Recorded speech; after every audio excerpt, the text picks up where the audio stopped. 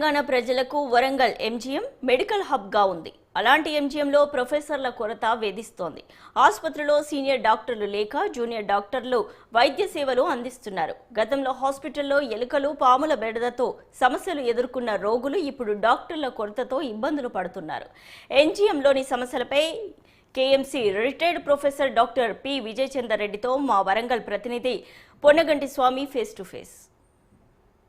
ఉత్తర తెలంగాణ ప్రజలకు ఆయుపట్టుగా ఉన్న ఆరోగ్యాలను బాగా చూసుకోవడానికి వరంగల్లోని కూడా ఎంజిఎం అయితే ఉందని చెప్పుకోవచ్చు. ప్రస్తుతానికైతే ఎంజిఎంలో గతంలో ఆ ఎంజిఎంలో కూడా రోగుల పరిస్థితి అధ్వానంగా ఉందని చెప్పి కూడా సోషల్ మీడియాలో వైరల్ అనే నేపథ్యం అయితే ఉంది. అదే తరహాలో కూడా ఇక్కడ హన్మకొండలోని కూడా ప్రతి హాస్పిటల్లో కూడా ఎలకల మయంతో కూడా పేషెంట్లు చాలా వరకు ఇబ్బందులు పడుతున్నారని చెప్పి కూడా వస్తున్న నేపథ్యం అయితే ఉంది. ఇప్పుడు ప్రస్తుతానికైతే మనతో మాట్లాడడానికి Kakatiya medical college MGM retired ప్రొఫెసర్గా ఉన్నారు ప్రొఫెసర్ విజయచందర్ రెడ్డి గారు ఉన్నారు.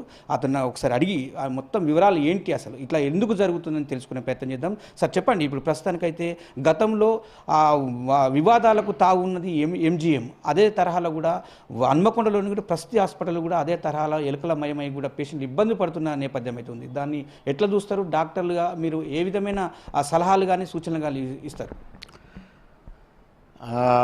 ఎంజిఎం హాస్పిటల్ ఉత్తర తెలంగాణలోనే అతి పెద్ద ఆసుపత్రి. కొన్ని వేల మంది ఇక్కడ బాగుపడ్డారు.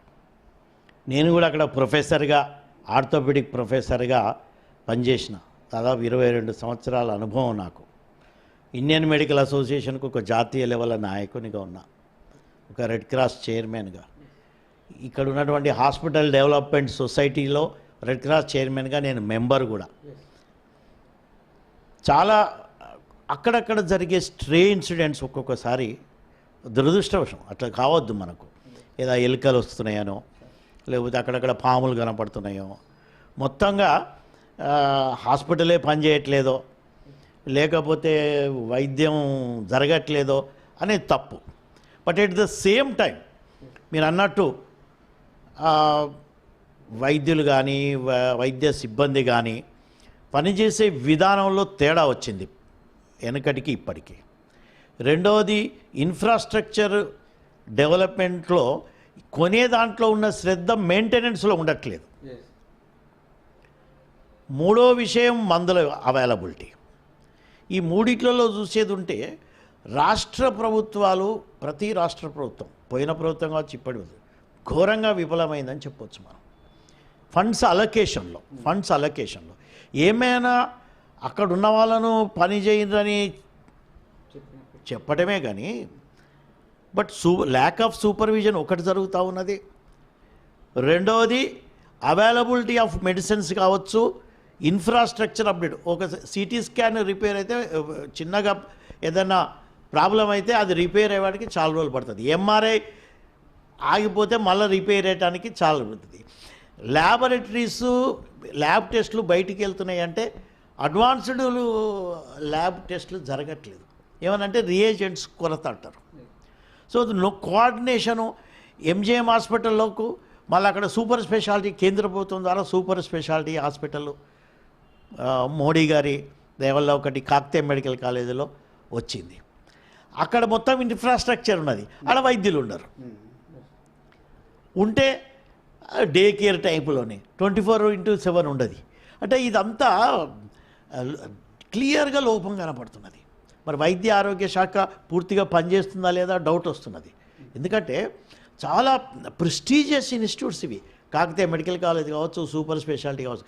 వీటన్నిటికీ పైపెచ్చి ఇప్పుడు 25 ఫ్లోర్లతోని ఒక కొత్త హాస్పిటల్, సెంట్రల్ జైలును పడగొట్టి ఆడ వస్తున్నది. మరి అది ఎప్పుడు వస్తుందో మనకు తెలియదు.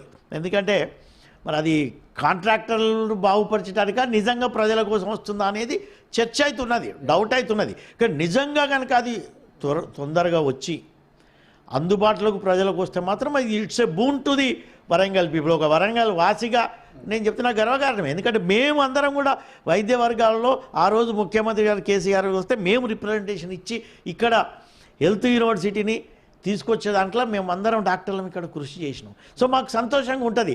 ఒక హెల్త్ హబ్ లాగా తయారైతుంది. అది ఎంజిఎం హాస్పిటల్ నుంచి కాకతీయ మెడికల్ కాలేజ్ వరకు గ్యాప్ లేకుండా ఇటు ఇక్కడ first super speciality hospital Kakatiya medical college, పక్కకు ఈ కొత్త హాస్పిటల్, పక్కకు యూనివర్సిటీ, దాని పక్కకు ఎంజిఎం, ఇంకో వరుసగా ఒక 5 ఇన్స్టిట్యూట్స్ నిజంగా కనుక వచ్చి ఫంక్షనింగ్ అయితే మాత్రం చాలా మంచి ఫ్యూచర్ ఉన్నది. బట్ లోపాలను మనం సరి చేసుకోవాలి. నేనెవరో వీళ్ళు తప్పు వాళ్ళు తప్పు అని పాయింట్అవుట్ చేస్తానికి కాదు మనం. బట్ డెఫినెట్గా మాత్రం అసౌకర్యం అయితే గురవుతుండ్రు రోగులు. ఇది మాత్రం వాస్తవం. మనకు ఎన్నో విధాలుగా మనము గమనిస్తాం. ఇది డాక్టర్ల లోపమా, సూపరింటెండెంట్ లోపమా, లేకపోతే వైద్య సిబ్బంది లోపమా, ప్రభుత్వ లోపమా, ఇదని పాయింట్అవుట్ చేస్తాను. అది అందరు సమిష్టిగా కూర్చొని ఒక ఇంటిగ్రేటెడ్ టైప్గా వర్క్ చేస్తే తప్ప ఈ యొక్క ల్యాక్యునాను మనం సవరించలేము. Right sir. ఇప్పుడు అంటే ఎంజిఎంలో ఓన్లీ జూనియర్ డాక్టర్స్తోనే వైద్యం చేయిస్తున్నారు. ప్రొఫెసర్ల సీనియర్ డాక్టర్స్ ప్రొఫెసర్లు అయితే వాటి కొరత ఉందంటారు, వాస్తవమే అంటారా? ఎన్నో వేకెన్సీస్ ఉన్నాయి. ప్రొఫెసర్స్ వేకెన్సీస్ ఉన్నాయి, అసోసియేట్ ప్రొఫెసర్స్ వేకెన్సీస్ ఉన్నాయి, అసిస్టెంట్ ప్రొఫెసర్స్ వేకెన్సీస్ ఉన్నాయి, ట్యూటర్స్, డ్యూటీ డాక్టర్స్ వాళ్ళ యొక్క కొరత ఉన్నది, నర్సింగ్ స్టాఫ్ కొరత ఉన్నది. అన్ని లెవెల్లో ఎందుకైతుంది ఇది? తెలంగాణ వచ్చినప్పుడు మనకు 3 మెడికల్ కాలేజీలు, ఈరోజు 60 మెడికల్ కాలేజీలు. ప్రతి జిల్లాకు 1 కాదు 2, 3 అయిపోయినాయి. సో ఈ డాక్టర్లు, నైపుణ్యం కలిగిన డాక్టర్లు సరిపోవట్లేదు. ఉన్న వాటిని గవర్నమెంట్కు మెడికల్ కాలేజెస్కు పర్మిషన్లకు పోతున్నది. కానీ అక్కడ ఉన్నటువంటి స్టాఫ్ సంగతి ఎట్లా? ప్రొఫెసర్లు ఎక్కడ దొరకాలి?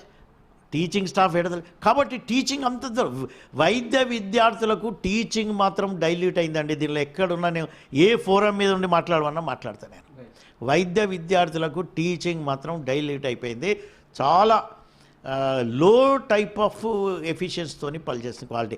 మేము చదువుకున్నప్పుడు ఉన్నటువంటి క్వాలిటీలో పావలవంతం. ఇండివిజువల్గా ఎవరికి వాళ్ళు వైద్య విద్యార్థులు ఇంటెలిజెన్స్ కాబట్టి వాళ్ళు గూగుల్లో దానిలోకి పోయి చదువుకుంటున్నారు. బట్ ప్రాక్టికాలిటీకి వస్తే తప్పకుండా దేర్ ఈజ్ సమ్ ప్రాబ్లం. మీరు అన్నట్టు ప్రాబ్లం అవుతున్నది.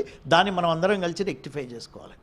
Okay, thank you sir. మొత్తానికి చూసుకుంటే ఉమ్మడి వరంగల్ జిల్లాలోని కూడా ఒక మెడికల్ హబ్గా ఉండే ఈ నగరం వరంగల్ మహానగరంలో కూడా ఇప్పటికీ ఉత్తర తెలంగాణ ప్రజలకే కావచ్చు, ఇటు ఏజెన్సీ ఆదివాసులకే కావచ్చు, బడుగు బలహీన వర్గాలకు చెందిన అందరి ప్రజలకైతే అందుబాటులో ఉన్నది. ఈ వరంగల్ ఎంజిఎంలో కూడా చాలా వరకు ప్రాబ్లమ్స్ ఉన్నాయని చెప్తున్న పరిస్థితి అయితే కనపడుతుంది. మొత్తానికైతే డాక్టర్ ప్రొఫెసర్ విజయ్ చందర్ రెడ్డి ఇక్కడ మాత్రము లోపాలు డాక్టర్లు లేక కూడా పేషెంట్ల దగ్గర లోపం జరుగుతుంది. డాక్టర్లను కూడా వెంటనే ప్రొఫెసర్లను నియమించాలని చెప్పి కూడా కోరుతున్న పరిస్థితి కనపడుతుంది. కెమెరా పర్సన్ వంశీతో స్వామి, న్యూస్ 6